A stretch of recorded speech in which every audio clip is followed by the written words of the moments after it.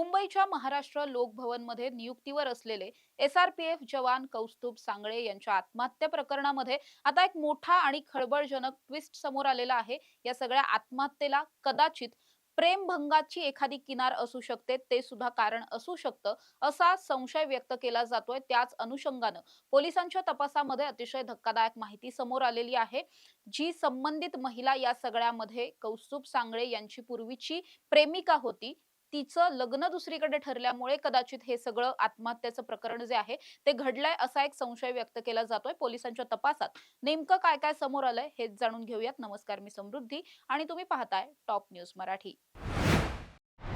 कौस्तुभ सांगळे हे एसआरपीएफच्या गट 16 चे जी 2024 ची पासआउटची बॅच होती, या बॅच मधले कॉन्स्टेबल होते आणि गेल्या काही दिवसांपासून त्यांचं महाराष्ट्र लोकभवन मध्ये त्यांची नियुक्ती करण्यात आलेली होती। मुंबईत जेव्हा ते रुजू झाले कामावरती 10 जून पासून ते त्या ठिकाणी कार्यरत होते आणि आतापर्यंत अशी माहिती समोर आलेली आहे की जेव्हा त्यांचं या ठिकाणी नियुक्ती झालेली होती, त्यांना सायंकाळी 6 ते 9 ची शिफ्ट जी आहे त्या शिफ्ट मध्ये ते काम करायचे। या सगळ्या परिसरामध्ये एकंदरीत आपण पाहिलं तर मलाबार हिल परिसरामध्ये असलेलं महाराष्ट्र लोकभवन, ज्या ठिकाणी व्हीआयपी व्हीव्हीआयपींच्या सगळ्या येण्या जाण्याचं ही कायमची जागा आहे, त्यामुळे तिथं एकंदरीत सगळ्याच खूप जास्त हाय स्टँडर्ड लोकांची उपस्थिती त्या ठिकाणी असते। अतिविशेष अतिमहत्त्वाचे लोक त्या ठिकाणी असतात, त्यामुळेच तिथली सुरक्षा ही अतिशय तगडी असते, खूप कडक बंदोबस्त असतो आणि एसआरपीएफचे जे जवान असतात त्यांची शिफ्ट ही दर 3 तासांनी बदलते, अशी ही माहिती समोर आली। आता मुळात काय घडलंय तर 6 ते 9 ची शिफ्ट ही कौस्तुभ सांगळे यांची होती। 9च्या सुमारास जेव्हा शिफ्ट चेंज झाली आणि दुसरे एसआरपीएफचे जवान हे सांगळे यांच्या जागी ड्युटी चेंज करण्यासाठी आणि स्वतःची ड्युटी घेण्यासाठी जेव्हा त्या ठिकाणी दाखल झाले, तेव्हा त्यांना असं निष्पन्न झालं की त्या ठिकाणी एक खोली होती, ज्या खोलीमध्ये काही रक्ताचे डाग त्यांना दिसले। पुढे जाऊन आणखी पाहिल्याच्या नंतर कौस्तुभ सांगळे यांनी स्वतःच्या सर्व्हिस रायफल मधून स्वतःला शूट केलेलं होतं, बंदुकीनं गोळी झाडलेली होती आणि त्यामुळे त्यांचा मृत्यू झालेला होता। हे दृश्य पाहिल्याच्या नंतर या संबंधित जे कोणी शिफ्ट चेंज करण्यासाठी आलेले एसआरपीएफचे जवान होते, त्यांनी तातडीनं या सगळ्यामध्ये वरिष्ठांना कळवलं, पोलिसांना कळवलं। पोलिसांचं मोठं पथक घटनास्थळी दाखल झालं। त्यानंतर पोस्टमॉर्टमसाठी हा मृतदेह ताब्यात घेण्यात आला, पंचनामा केला गेला। अज्ञाताविरोधात या सगळ्यामध्ये नेमकं काय घडलंय वगैरे असं आकस्मिक मृत्यूची सगळ्यात पहिल्यांदा एक नोंद करून घेतलेली होती आणि आत्महत्येचं प्रकरण असल्यामुळे आणखी जास्त गोष्टी, मग सुसाईड नोट सापडतीये का किंवा काय नेमकं कारण आहे, हे सगळं पोलिसांनी लगोलग शोधायला सुरुवात सुद्धा केली आणि त्यामुळेच पुढच्या काही तासांमध्येच पोलिसांच्या तपासात ही सगळी धक्कादायक माहिती समोर आली।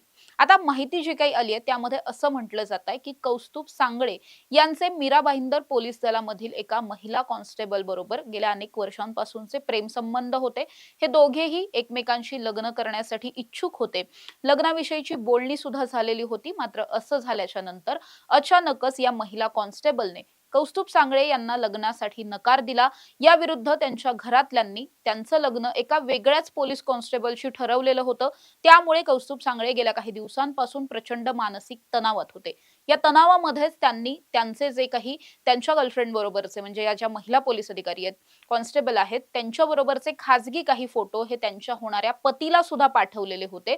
त्यानंतर मात्र त्यांच्या लग्नाचं काय झालं, त्यांचं लग्न पुढे काही त्यामध्ये बिघाड झाला का वगैरे, ही सगळी माहिती अजून तरी पोलिसांना मिळालेली नाहीये। पण इतकीच माहिती मिळतीये की हे सगळं अशा पद्धतीनं घडलेलं होतं। काही फोटो होणाऱ्या नवऱ्याला पाठवले गेलेले होते।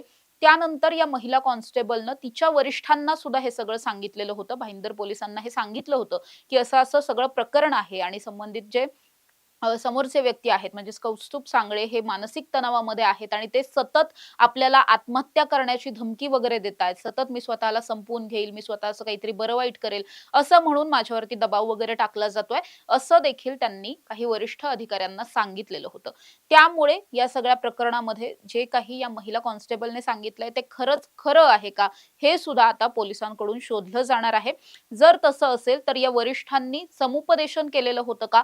एकंदरीत आपण पाहिलं तर एसआरपीएफच्या बाबतीत किंवा ज्या इतक्या हाय स्टँडर्ड सिक्युरिटी फोर्सेस मध्ये असणारे जे पोलीस कर्मचारी अधिकारी वगैरे असतात, त्यांचं कायम काही महिन्यांच्या नंतर समुपदेशन होत असतं. कारण अशा पद्धतीनं काम करणाऱ्यांना कायम मानसिक तणावातनं ते सगळेजण जात असतात आणि त्यामुळे त्यांचं सतत समुपदेशन केलं जातं. त्यांच्या खाजगी आयुष्यात, प्रोफेशनल आयुष्यात काही प्रॉब्लेम्स आहेत का? या सगळ्यावरती सतत उत्तरं शोधण्यासाठीचे प्रयत्न करणं गरजेचं असतं. अन्यथा मानसिक तणाव वाढल्याच्या नंतर आत्महत्यांची प्रकरणं यापूर्वी सुद्धा घडलेली आहेत. त्यामुळे या सगळ्यामध्ये जेव्हा या वरिष्ठांना हे सांगितलं गेलेलं होतं, की ते आत्महत्या करू शकतात, तर तसं सांगितल्याच्या नंतर समुपदेशन झालं होतं का? कौस्तुभ सांगळे यांच्याशी कोणी संपर्क केला होता का? हे सगळं सुद्धा आता तपासलं जाणार आहे आणि त्यानंतर या प्रकरणामध्ये आणखीन काय-काय खुलासे होतात हे पाहणं महत्त्वाचं असणार आहे. संबंधित ज्या महिला पोलीस कॉन्स्टेबल आहेत, ज्या अ, प्रेयसी होत्या या सगळ्या प्रकरणामध्ये, त्यांच्या कुटुंबियांचं नेमकं म्हणणं काय होतं? अचानक लग्न रद्द का केलं गेलं? किंवा कौस्तुभ सांगळे यांना नकार देऊन तिसऱ्या एखाद्या व्यक्तीशी, एखाद्या पोलीस अधिकाऱ्याशी लग्न का ठरवलं गेलं?